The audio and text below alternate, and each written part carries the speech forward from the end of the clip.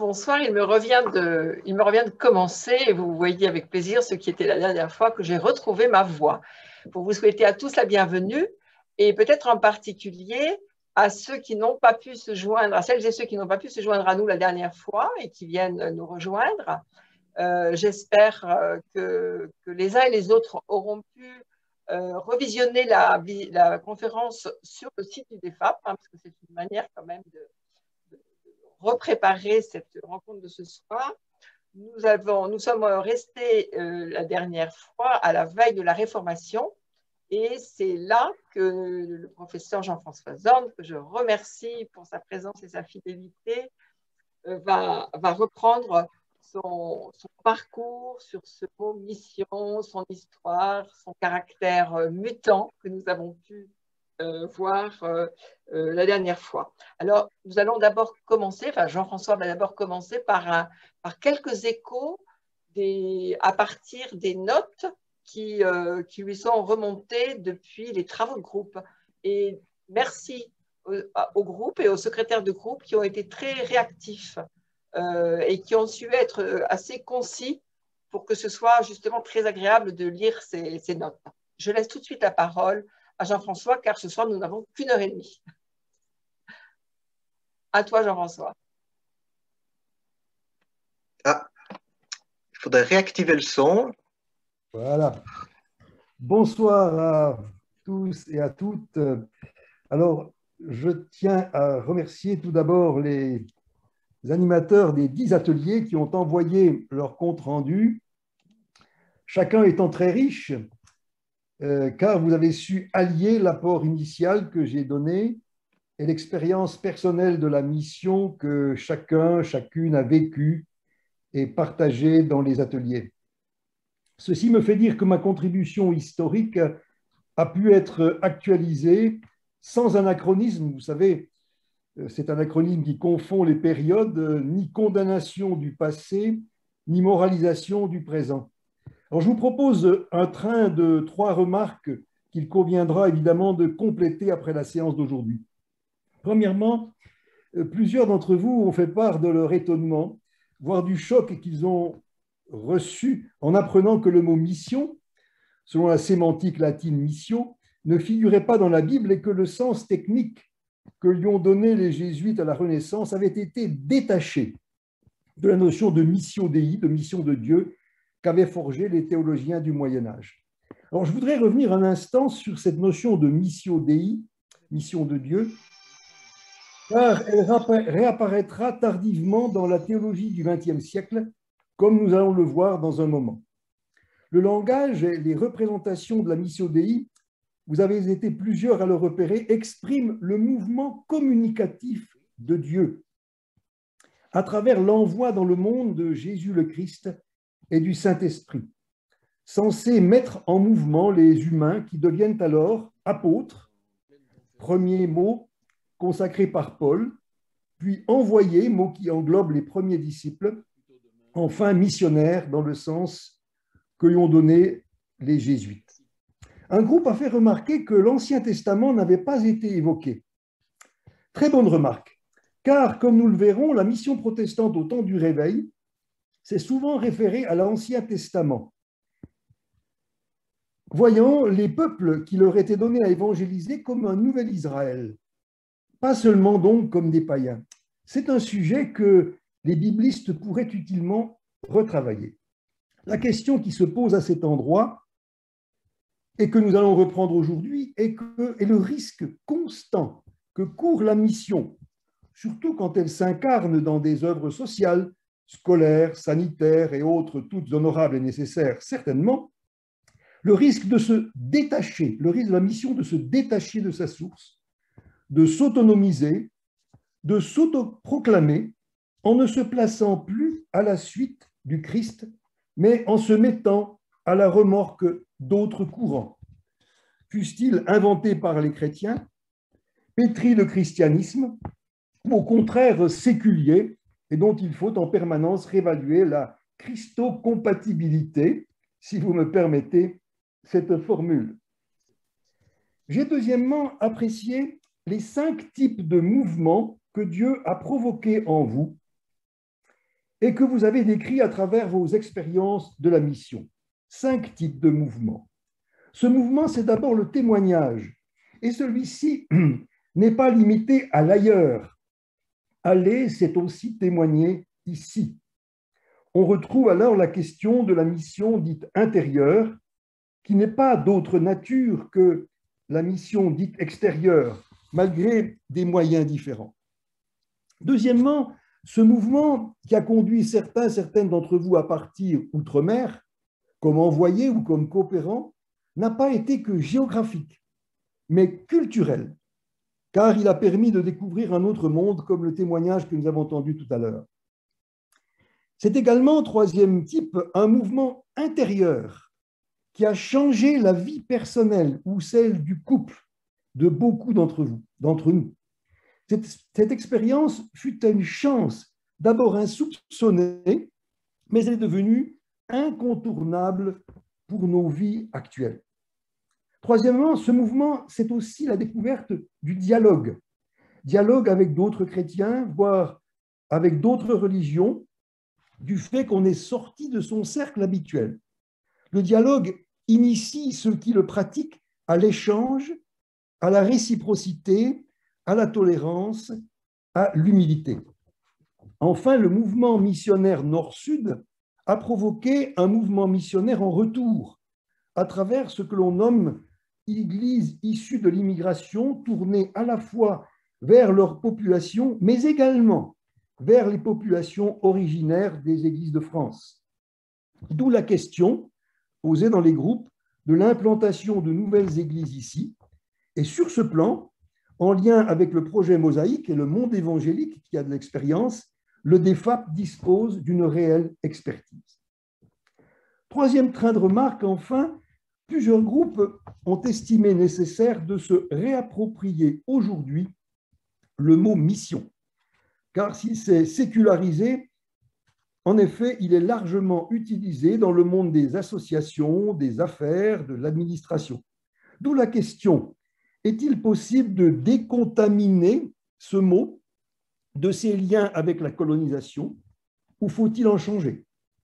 Comme nous le verrons tout à l'heure, le retour actuel à la terminologie biblique autour de la racine grecque apostello, qui a donné le mot apostolique, dans les années 1960, a pu donner le sentiment qu'on parlait à nouveau une sorte de patois de Canaan et qu'on avait perdu le mot mission et ce qu'il signifiait encore pour beaucoup d'entre nous. Or, il y a aussi, vous l'avez dit, d'autres mots chrétiens, sacerdoce universel par exemple, qui passent difficilement. Mais comme un groupe a évoqué les expériences d'inculturation et de contextualisation que la mission extérieure leur a apprises, nous avons peut-être besoin de nous inculturer à nouveau dans notre société. Comme nous paraissons aujourd'hui quelque peu étrangers à nous-mêmes, à notre patrimoine culturel, nous avons sans doute à en faire une sorte de réapprentissage, afin de ne pas laisser aux nostalgiques du « c'était mieux hier » qui conduit au repli sur soi ou aux nihilistes de la fuite en avant pour lesquels plus rien ne tient, ne pas laisser ce patrimoine social et culturel de nos sociétés en jachère, il faut le réinvestir. Voilà les quelques remarques qui sont sorties de ces groupes dont je vous dis qu'il faut évidemment les compléter avec celles qui sortiront du travail d'aujourd'hui. En tout cas, merci beaucoup pour toutes ces remarques. Voilà, nous allons maintenant pouvoir passer à la suite. Je vais mettre en partage d'écran le montage diapo qui va démarrer la conférence.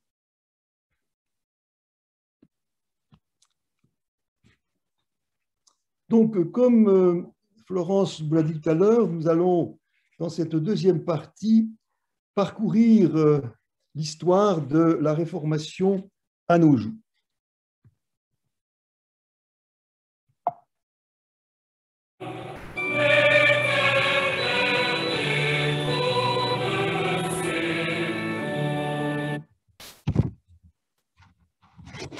Alors que le monde s'ouvrait à la conquête coloniale, la réforme naissante eut d'autres préoccupations que celle de se lancer dans la compétition missionnaire avec l'Église catholique. Mais la réforme a contesté la nouvelle conception catholique de la mission. La priorité des réformateurs est de réformer l'Église en Europe par la parole de Dieu. Luther considérait qu'il était l'évangéliste des Allemands et que ces chers et quelquefois stupides Allemands lui donnaient suffisamment de soucis. Quant à Calvin, il pensait que c'était en France que les portes s'ouvraient pour introduire l'Évangile dans tous les milieux. Cependant, le débat s'ouvrit dans le protestantisme naissant pour savoir si l'ordre donné par le Christ d'annoncer l'Évangile au monde entier selon la formule de l'Évangile de Matthieu en finale était encore d'actualité. Les réformateurs partageaient la conception médiévale de la divisio apostolorum dont nous avons parlé la dernière fois, selon laquelle les apôtres auraient annoncé l'Évangile jusqu'au bout du monde et par conséquent que la mission était accomplie. Mais dans un fameux sermon sur le chapitre 10 de l'Épître aux Romains, Luther va se demander si la parole de Dieu a bien retenti jusqu'aux extrémités de la terre. Et voici ce que Luther répond. La prédication des apôtres est allée dans le monde entier, bien qu'elle ne soit pas encore parvenue dans le monde entier. La prédication se poursuit, la proclamation continue toujours jusqu'à la fin du monde. Il en va de ce message et de cette prédication comme lorsqu'on jette une pierre dans l'eau. Elle produit des vagues qui se propagent de plus en plus loin. L'une pousse l'autre jusqu'à ce qu'elles atteignent le rivage. Il en est de même pour la prédication. Elle a été commencée par les apôtres, elle avance sans cesse. Elle est propagée par les prédicateurs, ici ou là, à travers le monde. Elle est chassée et persécutée, et pourtant, elle est annoncée toujours plus avant à ceux qui ne l'avaient pas entendue auparavant, même si en chemin, elle est éteinte et transformée en pure et simple hérésie. Calvin partage ce point de vue de Luther. Pour les réformateurs, l'évangélisation du monde était donc bien toujours à l'ordre du jour. Mais leur point de vue est que c'est la parole de Dieu seule, par ce seul moyen de la prédication, qui avance et agit. En fait, pour les réformateurs, c'est Dieu lui-même qui agit par sa parole et aucun autre moyen humain que la prédication ne doit supplanter son action pour faire avancer son règne sur terre. C'est pourquoi, mes amis, les réformateurs n'utiliseront jamais le mot mission pour définir l'action de la parole de Dieu dans le monde. Le terme a été capturé par les catholiques depuis que les jésuites en ont fait, comme nous l'avons dit la dernière fois, un terme technique qui définit l'action des missionnaires dans le monde. On pourrait dire ici que les réformateurs s'en tiennent à la mission Dei, à la mission de Dieu, et ne se reconnaissent pas dans la mission hominum, la mission des hommes promue par les catholiques. Je crois, dira Théodore de Bèze, successeur de Calvin à Genève, que nous ne devons pas rechercher avec curiosité si les apôtres ont atteint toutes les nations, ni non plus nous inquiéter grandement d'une mission auprès des nations les plus éloignées, car il y a chez nous bien assez de travail pour nos descendants. Quant à ces longues pérégrinations, laissons-les plutôt à ces sauterelles dansantes sorties des profondeurs de l'enfer, c'est-à-dire les jésuites, portant avec mensonge le sacro-saint nom de Jésus. C'est elle, en la personne des pharisiens dont parle Matthieu, « Malheur à vous, parce que vous courez la mer et la terre pour faire un prosélyte, et quand il l'est devenu, vous en faites un fils de la géhenne 2 fois plus que vous. » Notons que 3 raisons conjoncturelles expliquent cependant l'abstention missionnaire des réformateurs. Au XVIe siècle, aucun des pays d'origine de la Réforme ne disposait de colonies et les marines des pays coloniaux, l'Espagne et le Portugal, étaient sous domination catholique. La Réforme ayant aboli les ordres religieux, elle ne disposait pas de structure adaptée à la création de sociétés et de ministères missionnaires. La priorité des réformateurs était de réformer l'Église en Europe, comme je l'ai dit, et d'y implanter de nouvelles églises de type réformé. Le principal ministère que les réformateurs créent est le pastorat.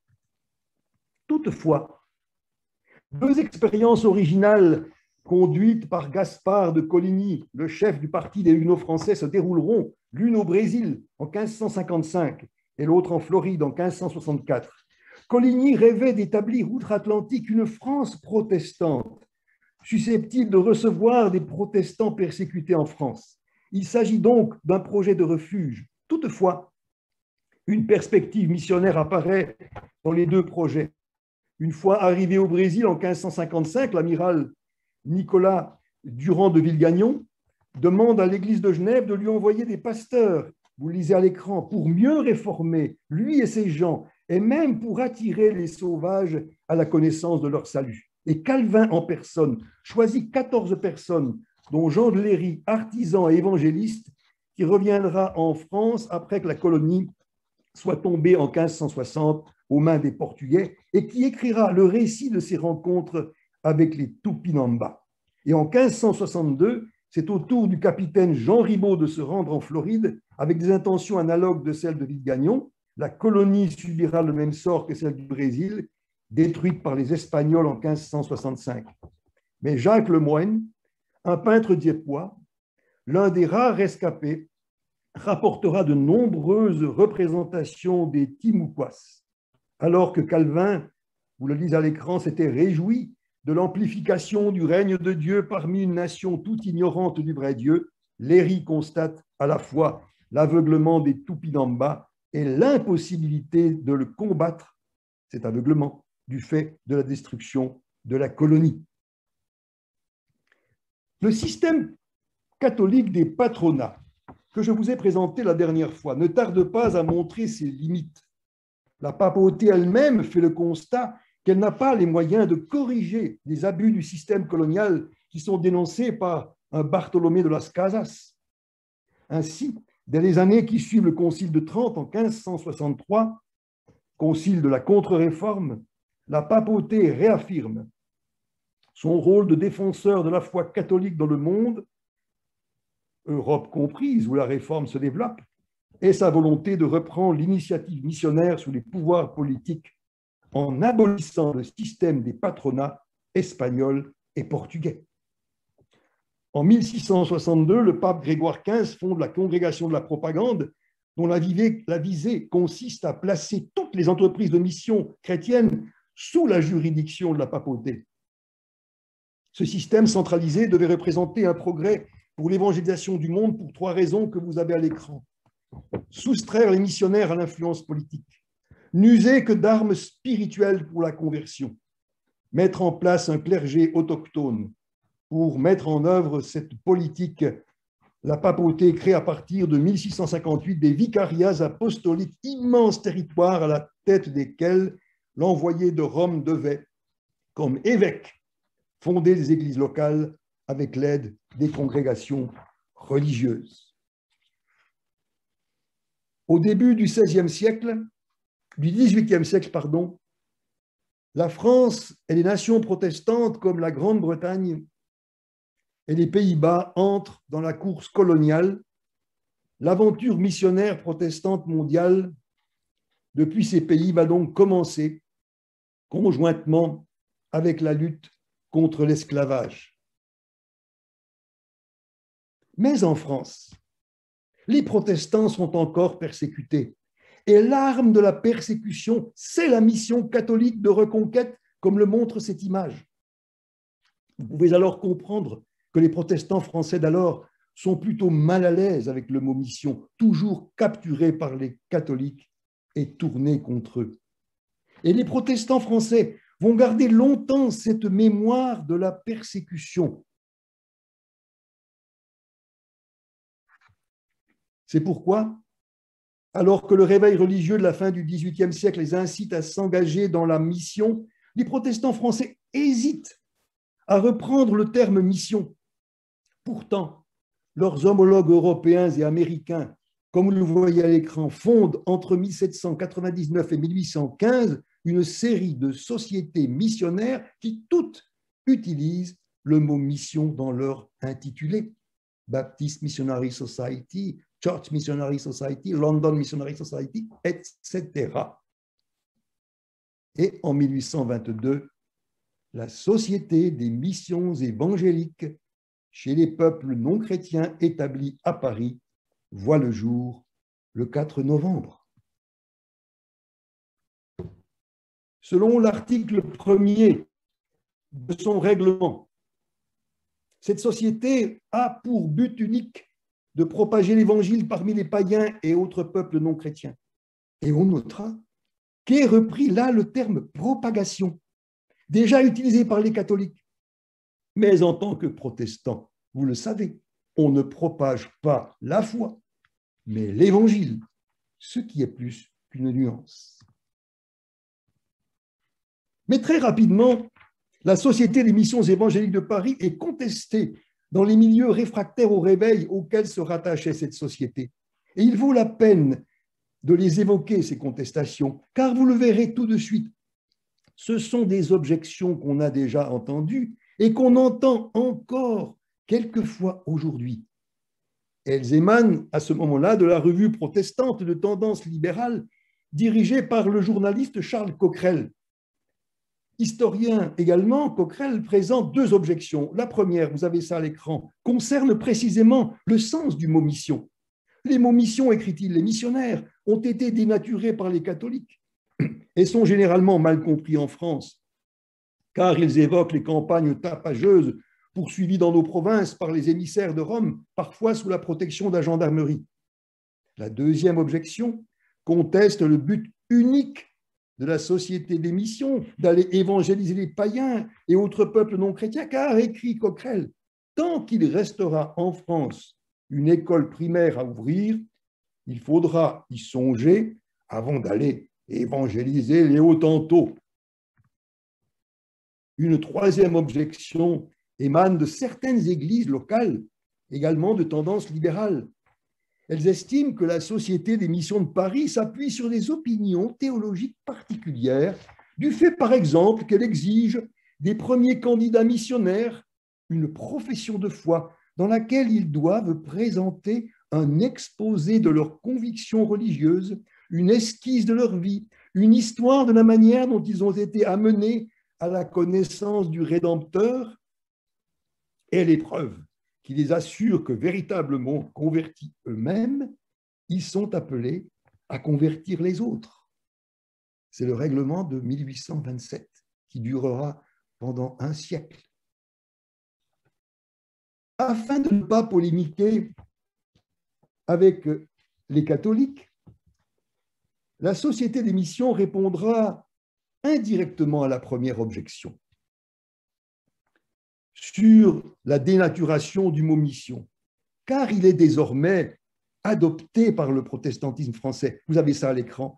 Dès que le réveil commença à se manifester en l'année 1795, on vit les vrais chrétiens de Grande-Bretagne, d'Allemagne, de Hollande, de Suisse, du Danemark, des États-Unis se rapprocher les uns des autres et des disciples de Jésus qui jusque-là ne s'étaient point connus, formant entre eux des sociétés de mission qui devinrent bientôt comme des foyers de charité évangélique. Que les protestants de France ne diffèrent pas plus longtemps de participer à cette œuvre sainte. Quant à préciser ce que cette société entend par mission, cela figure dans l'exposé de ces principes qui permettent de répondre aux deux autres objections. Dans ces deux premières circulaires de décembre 1822, l'une adressée aux chrétiens évangéliques de France et l'autre plus largement aux protestants de France, la Société des missions répond à la seconde objection, selon laquelle il faudrait d'abord s'occuper d'évangéliser la France plutôt que les Hottentots, c'est-à-dire les autochtones d'Afrique du Sud, où d'ailleurs les premiers missionnaires français vont se rendre en 1829. Elle écrit « Quoique occupés des besoins de leurs propres églises et devant chercher avant toute chose à favoriser les progrès de la pure religion de l'Évangile dans leur pays natal, les protestants de France ne négligent pas de prendre une part sincère aux efforts par lesquels leurs frères d'autres contrées attachés aux différentes branches de la grande famille des chrétiens évangéliques, cherchent à propager la lumière de l'Évangile et à étendre le règne de notre divin Rédempteur. Quant à la troisième objection, sur laquelle la société de mission développerait des opinions théologiques particulières, la réponse vient en partie d'être donnée. La mission de Paris s'inscrit très clairement dans le courant du réveil évangélique qui traverse les églises protestantes de France et s'oppose au courant libéral qui les traverse aussi. Ces chrétiens évangéliques insistent sur le fait que, à l'écran vous le lisez, ayant senti personnellement le besoin d'un sauveur et la joie de participer aux bénédictions de la croix, leur cœur se dilate en vœux ardents pour que tous leurs frères participent avec eux à ces ineffables bienfaits et brûlent de concourir aux efforts glorieux qui hâtent l'approche des temps où tous les bouts de la terre verront le salut de notre Dieu. Voilà l'Ancien Testament qui est cité. La mission protestante extérieure depuis Paris va démarrer modestement vers 1830 dans la période précoloniale, puis se développer pendant la période coloniale à compter de 1880. La mission de Paris n'a lancé en 1833 qu'un seul chant qui lui est propre, au Lesotho, hors de l'espace colonial français, et un autre dans cet espace au Sénégal en 1863. La mission du Lesotho va s'élargir 50 ans plus tard vers le Zambèze, situé également hors de l'espace colonial français. Les autres champs de mission dont la mission de Paris va prendre direction à compter de la deuxième partie du XIXe siècle, Tahiti, Nouvelle-Calédonie, Gabon, Madagascar, Cameroun, Togo, sont toutes des héritages à la suite du partage colonial entre nations et de la Première Guerre mondiale. Je ne vais pas reprendre ici toute cette histoire dont vous pouvez prendre connaissance, mais souligner quand même qu'à travers ces 9 champs de mission que vous voyez à l'écran, la mission de Paris va occuper le 9e rang mondial des sociétés missionnaires, ce qui est considérable, compte tenu du fait que c'est un protestantisme français minoritaire qui l'a porté, épaulé bien évidemment par le protestantisme suisse roman et vaudois d'Italie. Les sociétés de mission, comme la mission de Paris, vont donc traverser le 19e et le 20e siècle en dotant les peuples auprès desquels elles travaillent de nombreuses églises entourées d'œuvres éducatives, sanitaires et sociales importantes, au point qu'un débat va surgir sur le poids de ces œuvres et le fait qu'elles ont quelquefois pris le dessus de l'évangélisation. On voit ici Milou s'extasier devant l'œuvre missionnaire au Congo belge. Quels as ces missionnaires! En effet, si la chapelle est au centre de la station missionnaire, comme le dit le missionnaire à Tintin, c'est la salle d'école qui fait l'objet de son admiration. Et Tintin aura l'occasion de montrer que l'école est bien dans la ligne de la colonisation triomphante. Vous avez les premières éditions de Tintin au Congo. Mes chers amis, je vais vous parler aujourd'hui de notre patrie, la Belgique. Et puis en 1970, la formule a été changée. Nous allons commencer, si vous le voulez bien, par quelques additions qui peuvent me dire combien font 2 plus 2. Tintin au Congo est sorti, ne l'oublions pas, en 1931, année de l'exposition coloniale de Vincennes, dans laquelle la mission de Paris tient un impressionnant stand, visité par la reine Wilhelmine des Pays-Bas et le maréchal Lyautey. 9 éditions vont paraître jusqu'en 1970. Cette association entre mission et colonisation n'est pas nouvelle. Nous l'avons rencontrée au cours de l'histoire, mais elle se pose à la fois dans des termes nouveaux et dans la nécessité de refonder la mission sur ses bases bibliques. C'est ainsi qu'au début des années 30, alors que la mission semblait marcher de concert avec la colonisation, le théologien Karl Barth lance un pavé dans la mare. Il écrit: dans l'ancienne Église, la notion de mission n'était-elle pas un de ces concepts trinitaires, celui par lequel on exprimait l'envoi dans le monde du Fils et de l'Esprit? Va-t-il de soi que nous soyons fondés à l'entendre autrement? L'incontestable début de la mission moderne dans l'effort des jésuites et des piétistes, à savoir son origine dans l'esprit du christianisme baroque, soit catholique, soit protestant, ne nous donne-t-il pas pour le moins un avertissement sérieux. Alors comment comprendre et recevoir l'avertissement sérieux de Karl Barth? Eh bien, la mission ne doit jamais cesser d'être d'abord missio Dei, mission de Dieu avant d'être missio hominum, mission des hommes, c'est-à-dire que la mission des hommes ne doit jamais se détacher de sa source, la parole évangélique adressée à tous les humains en vue de leur salut. Deuxièmement, le cadre colonial dans lequel s'est déployée la mission depuis l'ère moderne à travers ses œuvres sociales, sanitaires, scolaires, n'a-t-il pas éloigné la mission de ses objectifs premiers? La mission de Paris s'est posé la question en évaluant ses œuvres, abandonnant certaines qu'elle n'estimait plus nécessaires à l'évangélisation ou en les confiant à d'autres organisations de type humanitaire. Troisièmement, les sociétés de mission se sont interrogées dans le cadre du Conseil international des missions, créé en 1921, au lendemain de la Deuxième Guerre mondiale, alors que certaines églises s'étaient compromises avec le nazisme, qui avait tenté de les associer à son projet nationaliste, antisémite et raciste. Le Conseil international des missions, réuni en 1952 à Villingen, en Allemagne, rappellera que la mission doit trouver son fondement en Dieu lui-même, qu'elle doit être replacée à cette source en étant une mission solidaire du Christ incarné et crucifié, avec comme fruit de l'esprit le témoignage évangélique de l'Église. L'une des conséquences de cette réflexion de l'entre-deux-guerres, disons, a été, après la Deuxième Guerre mondiale, d'accélérer le processus d'autonomie des églises nées de la mission dès la fin des années 50, parallèlement à l'accession de l'indépendance des pays concernés au cours des années 60. La mission de Paris, comme de nombreuses autres sociétés de mission, a conduit 8 de ces champs de mission à l'autonomie.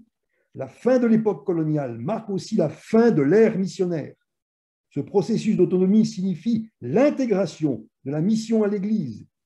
C'est dire que désormais, c'est l'Église qui est responsable de la mission, tant intérieure qu'extérieure, et non plus une société de mission étrangère, libre à cette Église de créer les moyens de cette mission et de s'associer à des partenaires pour l'aider à l'accomplir.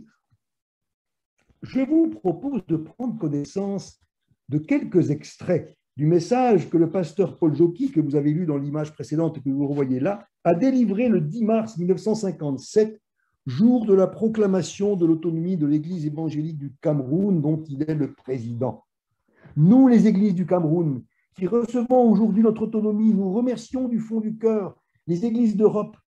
Nous avons appris à connaître Dieu et son Fils, Jésus et son règne. Si donc aujourd'hui les églises d'Europe ont envoyé leurs délégués ici, afin que les églises du Cameroun soient considérées comme autonomes pour diriger elles-mêmes la barque de Jésus là où il dit d'aller, cela signifie que les temps sont accomplis. C'est ce que Dieu avait d'avance voulu. C'est pourquoi nous écartons loin de nous toute pensée humaine et unissons nos cœurs et nos esprits pour louer Dieu qui fait tout bien selon son bon vouloir. L'Église évangélique du Cameroun promet à nouveau publiquement aujourd'hui qu'elle dirigera le travail d'évangélisation du pays selon le seul fondement dont elle tire son nom. Elle promet de continuer à annoncer l'Évangile dans les régions qui ne l'ont pas reçu. Elle promet de garder avec tout son amour les missionnaires qui sont maintenant étroitement unis à elle et de veiller sur eux. Les 3 points décisifs de la déclaration du pasteur Paul Jockey que je voudrais relever. Il affirme que le temps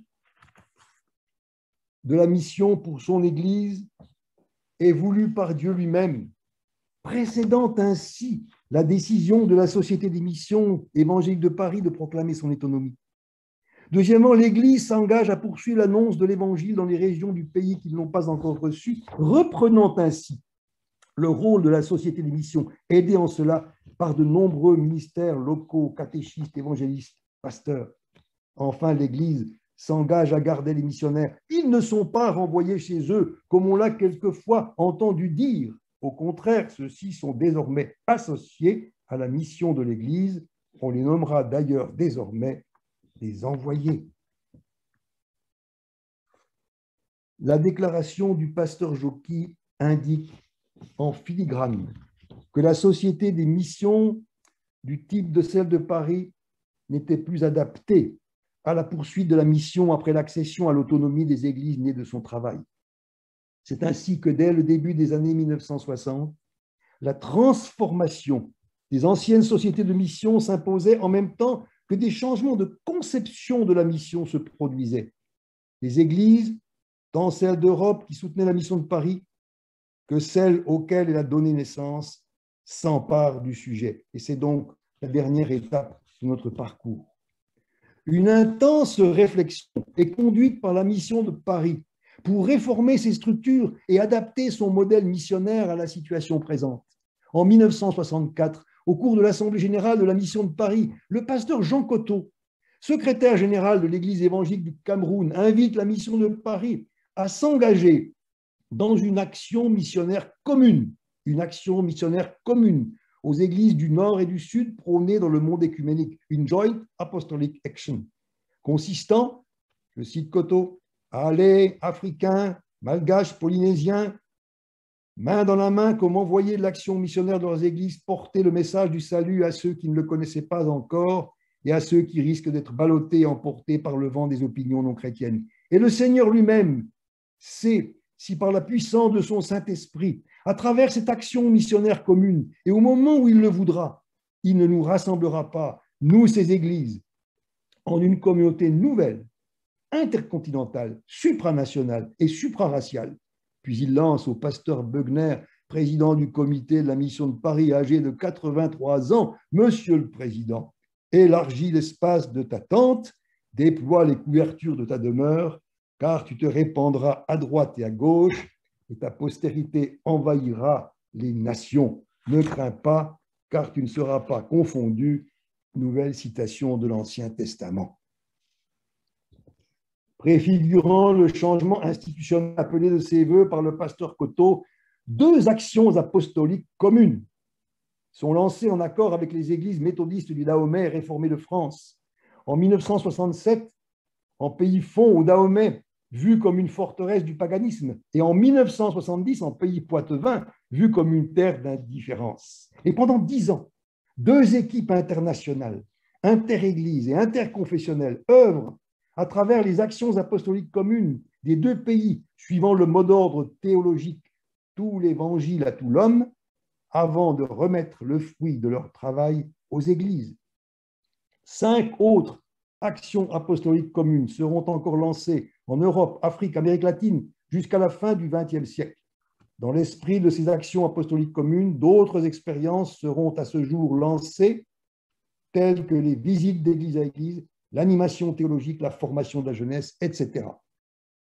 En 1971, à son synode national de Pau, l'Église réformée de France, parvenue au terme d'une réflexion sur l'avenir de la mission initiée par la Société des missions évangéliques de Paris elle-même, l'Église réformée décide, comme les 4 autres églises réformées luthériennes de France, de créer simultanément 2 organismes, la CEVA et le DEFAP, pour succéder à cette société qui a voté leur statut lors de son assemblée générale le 31 octobre au 1er novembre 1970. La communauté évangélique d'action apostolique, CEVA, 23 églises d'Afrique, Madagascar, du Pacifique, de France, d'Italie, de Suisse romande, décide de constituer la CEVA en vue d'assumer ensemble certaines des responsabilités qui leur incombent pour remplir la mission que Jésus leur assigne. Évidemment, mener une réflexion continue sur la signification de l'Évangile et sur la mission de l'Église, établir une politique générale d'action apostolique et assurer une unité d'action, établir la liste des tâches qui seront prises en charge en tenant compte d'une part des demandes et des besoins exprimés par chaque Église ou organisme, d'autre part les ressources disponibles en hommes et en argent, enfin décider des voies et moyens de l'exécution de ces tâches, soit en les confiant à des églises ou des organismes, soit en les prenant elles-mêmes en charge et à veiller à leur réalisation. Et le même jour, à ce synode, c'est la fondation du DEFAP, le département évangélique français d'action apostolique, service protestant de mission et de relations internationales. C'est très long. 5 églises de France, luthériennes et réformées, se constituent en DEFAP elles sont membres de la CEVA. Par le DEFAP, ces églises développent avec ces églises, elles développent avec ces églises des relations de solidarité et partagent avec elles leurs communes responsabilités missionnaires. Par le DEFAP, elles peuvent étendre leur action à de nouvelles régions en accord avec les églises des régions intéressées et entreprendre toute forme nouvelle d'activité qui répondrait à leur vocation apostolique. Le DEFAP, qui a repris les responsabilités assumées autrefois par les églises de France dans l'Institut des missions évangéliques de Paris, est un lieu de concertation de ces églises pour leurs préoccupations missionnaires. Une mutation des mots qui sonnent comme un retour aux sources. Société des missions évangéliques de Paris, Communauté évangélique d'action apostolique, CEVA, Département évangélique français d'action apostolique, Service protestant de mission relations internationales, DEFAP. Mais l'histoire est passée par là. Des mots anciens sont revenus, action apostolique. Certains sont passés au singulier, mission. D'autres ont disparu, société, Paris. Des mots nouveaux sont arrivés, communauté, département, église, service protestant, relations internationales. Et aujourd'hui, vous le savez, on ne décline plus les signes. Ils sont devenus des mots. La CEVA, communauté d'églises en mission. Le DEFAP, service protestant de mission. Joyeux anniversaire à ces deux organismes, frères ou sœurs, comme vous le souhaitez. Que la maison de la mission du 102 boulevard Arago demeure le grand atelier de la mission où se forgent ensemble les convictions apostoliques et d'où se lancent les actions de demain.